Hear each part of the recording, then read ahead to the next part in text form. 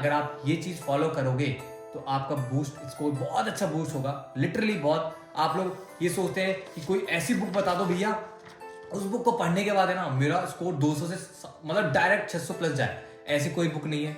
आप ये सोचते हो कि ये कोई ऐसी स्ट्रेटेजी बताओ कि अभी मेरे 200 नंबर आ रहे हैं और सीधे मेरे 600 प्लस चल जाए, कोई स्ट्रेटेजी नहीं है। सिंपल सी बात है कि आपको हर एक फेज से गुजरना होगा, हर एक फेज को फाइट करना होगा, इसको अच्छे से आपको मतलब एनालाइज करना पड़ेगा कि मेरे साथ ये चीज़ें क्यों हो रही है और इन चीज़ों पे वर्क करना पड़ेगा। लिटरली मैंने खुद ने इन चीज़ों पे वर्क किया था और मैंने बहुत सारे स्टूडेंट, ठीक है, लास्ट ईयर मैंने बहुत सारे बच्चों को मेंटोर किया जो प्रॉपर एम्स में बहुत अच्छे अच्छे कॉलेजेस में, तो सभी का एनालिसिस पे बेस मैंने ये डाटा क्रिएट किया है। आप सभी को ये डाउट होता होगा कि यार जो एक टॉपर होता है क्या उसके नंबर 400 500 के बाद स्टिक नहीं होते, रुकते नहीं है क्या? हमारे ही नंबर जैसे 400 500 टॉस करते हैं तो उसके बाद रुक जाते हैं, लाइक उसके बाद इंक्रीज ही नहीं होते।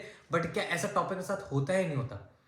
रियली गाइज, ये भी जो प्रॉब्लम आप लोग फेस कर रहे हैं रिलेटेड टू कि भैया मेरे नंबर इंक्रीज नहीं हो रहे, 500 पे 500 के आगे जा ही नहीं रहे, एक टॉपर भी फेस करता है। बट वो क्या करता है और हम लोग क्या करते हैं, उसमें दिन रात का अंतर होता है। सो आज इस वीडियो में मैं आपको यही बताने वाला हूं कि ऐसा आपको क्या करना है विद इनिशियल फेज कि 200 से आपकी वो जर्नी स्टार्ट होती है और 720 तक जो जर्नी जाती है उसमें आपने क्या क्या चेंजेस होते हैं, आपको क्या एड ऑन करना है, क्या रिमूव करना है आपको इस फेज में। एक जो टॉपर होता है उसके पास इसका एक्सपीरियंस होता है, बिकॉज अपने पेरेंट्स या फिर अपने सीनियर्स वगैरह से वो एक्सपीरियंस लेके इस टॉपिक पे वर्क करता है और लिटरली बता रहा हूँ वो अपने एग्जाम में बहुत अच्छा स्कोर करता है। हर एक टेस्ट में, अपने कोचिंग के मॉक टेस्ट में, सभी में बहुत अच्छा स्कोर करता है।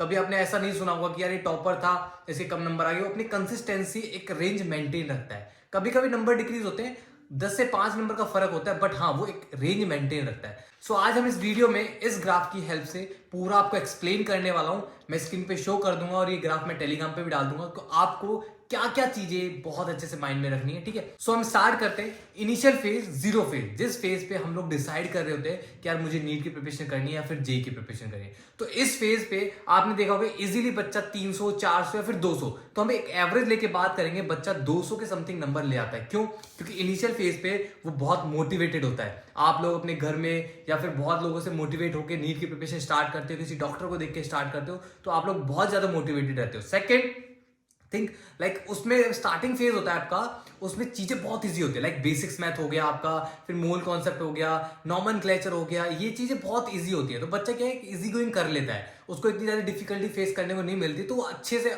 आराम से अपने स्कोर इनिशियल फेज में बहुत अच्छा लेके चलता है। Third point, new environment. आप लोग जब एकदम से न्यू एनवायरनमेंट जाते हो तो आपको बहुत अच्छा लगता है। लाइक अगर मैं आपको बताता हूँ कि अब जैसे मैं राजस्थान में रहता हूँ, तो राजस्थान में अगर मैं बहुत टाइम से एक साल लाइक रह रहा हूँ तो मेरे को कुछ टाइम बाद अटपटा लगने लगता है। बट अगर मैं फिर हिली एरियाज में या फिर हिमाचल की तरफ जाऊँ तो मेरे को फिर वहां पे बहुत अच्छा लगता है। क्यों? क्योंकि एनवायरनमेंट चेंज हुआ है। ऐसे ही जब हम लोग नीट की प्रिपरेशन स्टार्ट करते हैं तो हमारा जो स्टडी से रिलेटेड एनवायरनमेंट है वो चेंज होता है, तो हमें इनिशियल फेज में बहुत अच्छा लगता है। बट धीरे धीरे धीरे धीरे एक डिफिकल्टी लेवल आने स्टार्ट होती है। फिर आता है आपके पीक लेवल, ठीक है। मतलब 200 के बाद जैसे आपका स्टार्ट होता है तो उसके बाद आपके स्टिक हो जाता है कि 200 से 300 के बीच में नंबर स्टिक हो जाते हैं, इससे आगे नहीं जाता। इस नंबर को इंप्रूव करने के लिए फिर हमें कहां पे जाना होता है, 400 टू 480 के समथिंग जाना होता है, जिसके लिए हमें क्या चाहिए था, पीक वैल्यू, फायरिंग लेवल। ये जो लेवल होता है ये होता है फायरिंग लेवल। इस पे हमें इस लेवल को क्रॉस करने में बहुत एफर्ट लगाने पड़ते हैं। मतलब अगर आपको 300 या फिर आप 400 पे स्टिक हो गए हैं, तो अगर आपको 400 से ज्यादा नंबर लाने हैं तो उसके लिए आपको क्या चीजें याद रखनी चाहिए, माइंड में क्या होना चाहिए। पहला, मोटिवेशन। आप मतलब मोटिवेशन आपको ऐसा होना चाहिए कि आपके पास कैसा ही डिफिकल्टी कंडीशन हो, कुछ भी हो, कि बस करना है तो करना है, गिव अप नहीं करना, वो वाला मोटिवेशन आपके पास होना चाहिए, तभी आप इस चीज से कॉप अप कर पाएंगे। Second, new notes revision. इस टाइम पे 300 टू 400 480 तक अगर आपको जाना है तो उसमें आपका सबसे बड़ा मेन इंपॉर्टेंट रोल है नोट्स रिवीजन। नोट्स को आपको बहुत बहुत ज्यादा फोकस करना है, आपको नोट्स को अपने लिख लिख के रिवाइज करना है बहुत ज्यादा। थर्ड पॉइंट है रिपीट लेक्चर। बच्चा क्या सोचता है कि यार मैंने एक बार चीज पढ़ लिया, मेरे को एक बार में क्लियर हो गया, अब मुझे पढ़ने की जरूरत नहीं है। लिटरली आपको अगर आप यहाँ पे इस चीज को फेस करें तो थर्ड पॉइंट है नोट्स आपके, सॉरी, लेक्चर रिवीजन। आपको लेक्चर दोबारा से देखने हैं। ऐसा मत सोचना कि मेरा टाइम वेस्ट होगा, नहीं। इनिशियली फेज पे बहुत सारे थॉट्स आते हैं कि टाइम वेस्ट होगा बहुत ज्यादा, अगर मैं लेक्चर ना देकर डायरेक्ट नोट्स पे जाऊंगा तो मेरे को कम टाइम में बहुत ज्यादा गेन कर लूंगा, नहीं। लेक्चर्स पे जाओ, वहां से आपके कंसेप्ट और अच्छे शार्प होंगे, क्लियरिटी आएगी और आपको कॉन्फिडेंस भी बूस्ट होगा, ठीक है। Fourth point, proper time table. इस फेज में 300 to 400 में आपके पास एक प्रॉपर टाइम टेबल होना चाहिए कि इस टाइम पे मैं नोट्स रिवीजन करूंगा, इस टाइम पे मैं लेक्चर लूंगा, इस टाइम पे मेरे को सोना है, इस टाइम पे मेरे को ये करना है। तो आपके पास एक प्रॉपर टाइम टेबल होना चाहिए क्योंकि ये चीज आपको कंसिस्टेंसी मांगती है। Fifth point, more focus. इसमें आप सभी को बहुत ज्यादा फोकस होना पड़ेगा। होता क्या है कि जब बच्चा 200 से 300 की रेंज में होता है तो उसमें बच्चा थोड़ा यूट्यूब पे घूमता है कि यार चलो तो 5 मिनट का गैप लिया है तो थोड़ा यूट्यूब पे देख के आते हैं, घूम के आते हैं। बट अगर आप लोग 300 से 400 से 480 क्रॉस करना चाहते हो या फिर इस रेंज में आना चाहते हो तो आप सभी को ये यूट्यूब वाला सेंस हटाना पड़ेगा, ये मोड हटाना पड़ेगा। आपको बिल्कुल फोकस होना पड़ेगा क्योंकि अगर आप लोग फोकस नहीं रहेंगे, यूट्यूब वगैरह पे घूमेंगे, सोशल मीडिया पे घूमेंगे, तो आपका जो एक स्ट्रिक्ट टाइम टेबल होना है जो फॉलो नहीं कर पाओगे। ठीक है, अगर आप ये चीज मेंटेन करते हो तो मैं मान के चलता हूं आप 480 क्रॉस कर लोगे, एनी हाउ कर लोगे। मैं खुद ये चीज अप्लाई कर चुका हूं मेरे ऊपर और मैं इसीलिए आज इस पे रिसर्च करके लाइक ये चीजें क्रिएट किया है। देन उसके बाद आता है एक फेज। जैसे आप 480 क्रॉस करते हो उसके बाद बहुत स्मूथ जर्नी हो जाती है, लाइक बहुत ज्यादा स्मूथ, क्योंकि उसके बाद आप सभी से धीरे धीरे धीरे नंबर ऑटोमेटिकली इंक्रीज होने लग जाते हैं। ठीक है, इसमें बच्चा क्या हो जाता है, थोड़ा ओवर कॉन्फिडेंस हो जाता है। ओवर कॉन्फिडेंस होने के कारण वो क्या है, थोड़ा मतलब ज्यादा पढ़ने लगता है, दिन रात लाइक पूरी नाइट एक्सटेंड करता है, पूरे दिन पढ़ता है, कभी कभी पूरे वीक लाइक वो अपना ऐसा होता है कि वीक में 3 से 4 दिन ही सोता है और सोता ही नहीं है। तो उसमें क्या होता है, थोड़ा हार्डवर्किंग अपनी इंक्रीज कर देता है क्योंकि वो 480 ऑलरेडी क्रॉस कर चुका है। तो अब वो उसकी एक्सपेक्टेशंस बहुत ज्यादा हो जाती है कि अब क्यों ना 580 590 क्रॉस किया जाए। तो बहुत ज्यादा हार्डवर्किंग करने स्टार्ट कर देता है। तो उसको क्या है, जो पेन होता है ना, इनिशियल लेवल का पेन वो फील नहीं होता है और वो धीरे धीरे धीरे धीरे उसको पता भी नहीं चलता कि अपने स्टडी आवर्स बहुत अच्छे इंक्रीज कर चुका होता है। ठीक है, तो ओवर मोटिवेशन के कारण उसका अच्छे से 500 समथिंग स्कोर आ जाता है। Second point, question practice. जब उसके स्टडी आवर्स इंक्रीज होता है ना तो उसको इतना मोटिवेशन होता है कि यार ये क्वेश्चन भी सॉल्व कर ली जाए, ये भी। तो उस टाइम पे होता क्या है कि जब आपका बहुत ज्यादा मोटिवेटेड हो तो आपके जो क्वेश्चंस के हैं, अगर एक क्वेश्चन नहीं होता है तो आप सोचते कोई दिक्कत नहीं, मैं करूंगा पर करके ही रहूंगा। तो उससे क्या, आपकी क्वेश्चन प्रैक्टिस भी इंक्रीज होता है, धीरे धीरे क्वेश्चंस लगते जाते हैं, कंसेप्ट और अच्छे हो जाते हैं, तो आपको क्वेश्चन जो प्रैक्टिस है वो और इंक्रीज होती जाती है। Third point, short notes. बच्चा क्या करता है, जब 480 से 500 क्रॉस करता है, 580, तो शॉर्ट नोट्स प्रिपेयर करने स्टार्ट कर देते हैं टॉपर्स।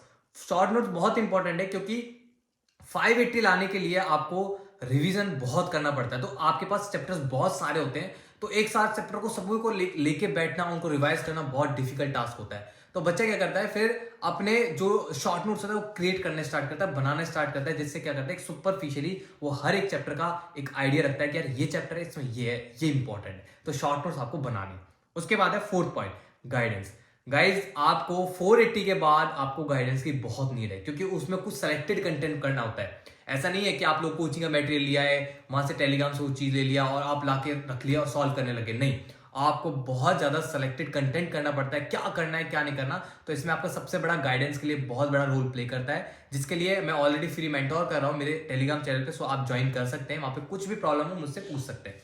उसके बाद आते हैं, मैं मानता हूं कि आप 540 से 570 आपने क्रॉस कर लिया। अब हम 570 से डायरेक्ट हम 600 प्लस 670 क्रॉस करना चाह रहे हैं। ठीक है, तो उसके लिए सबसे बड़ा इंपॉर्टेंट रूल है, आपको अपना जो नेचर है, अपना जो मोटिवेशन फेज है वो कम रखना है। लाइक आपको एक न्यूट्रल लेना है। आपको ना ज्यादा ओवर कॉन्फिडेंस होना है, ना आपको डिमोटिवेट होना है, आपको न्यूट्रल होकर चलना है क्योंकि आपको उस टाइम आपका माइंड एकदम पीस होना चाहिए सोचने के लिए। मतलब आप जो डिसीजन लेंगे ना वो बहुत परफेक्ट होना चाहिए कि हाँ मैंने ये सोच लिया और तो करना ही है। अगर मैं आज एक चैप्टर 10 चैप्टर मेरे को रिवाइज करने हैं तो कैसे करने हैं वो स्ट्रेटेजी पूरी अच्छे से डेवलप होनी चाहिए। उसके लिए आपका पीस माइंड होना बहुत इंपॉर्टेंट है।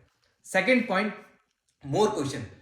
होता क्या है कि जब आप लोग मतलब बहुत एक मेंटली है, मतलब मेंटलिटी सभी का रहता है कि अगर हमें बहुत अच्छा स्कोर करना है तो क्वेश्चन प्रैक्टिस करना पड़ता है। हाँ लिटरली अगर आपको बहुत ज्यादा अच्छा स्कोर करना है तो क्वेश्चन प्रैक्टिस करना चाहिए ताकि आप हर एक क्वेश्चन को टैकल कर सके। तो क्वेश्चन प्रैक्टिस आपको बहुत करना पड़ेगा, different different type of book से करना पड़ेगा और जो क्वेश्चंस की फ्रीक्वेंसीज है, टफनेस है, वो भी आपको डे बाय डे चेंज करनी होगी ताकि आप लोग हर क्वेश्चन के लिए प्रिपेयर हो सके। Third point, daily paper practice full syllabus. सबसे इंपॉर्टेंट है, पहला मैंने बताया न्यूट्रल फेस रखना है आपको। सेकंड है सबसे important, daily paper practice syllabus.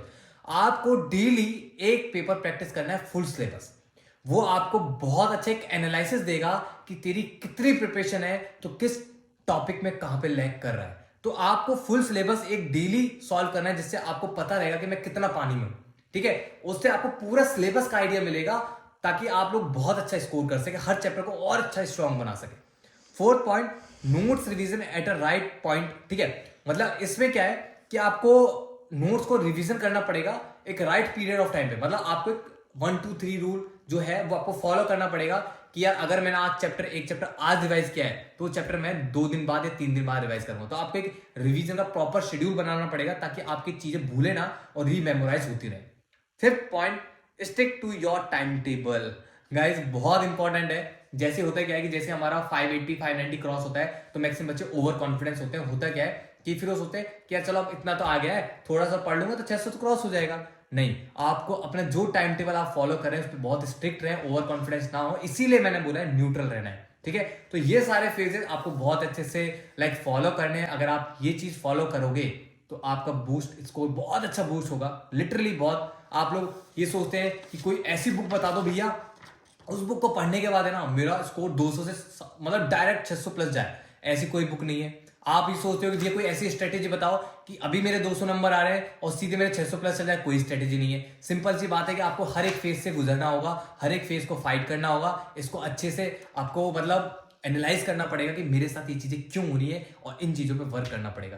Literally मैंने खुद ने इन चीजों पे वर्क किया था और मैंने बहुत सारे स्टूडेंट ठीक है लास्ट ईयर मैंने बहुत सारे बच्चों को मेंटोर किया जो प्रॉपर एम्स में बहुत अच्छे अच्छे कॉलेजेस में। तो सभी का एनालिसिस पे बेस मैंने एक डाटा क्रिएट किया है। सो ये आपको टेलीग्राम पे मिल जाएगा, वहां पे जाओ ले लो और देख लो कि कहाँ मैं फेज में लैग कर रहा हूँ। अपने शेड्यूल में चेंज करो, अपने क्वेश्चन प्रैक्टिस में अपने जो भी है वो रिमोडिफाई करो सिलेबस को और उसके बेस पे वर्क करो। ठीक है, सो ऑल द बेस्ट, अच्छे से प्रिपरेशन करें और कुछ भी डाउट हो तो मुझे आप डायरेक्टली टेलीग्राम पे कांटेक्ट कर सकते हैं। So all the best.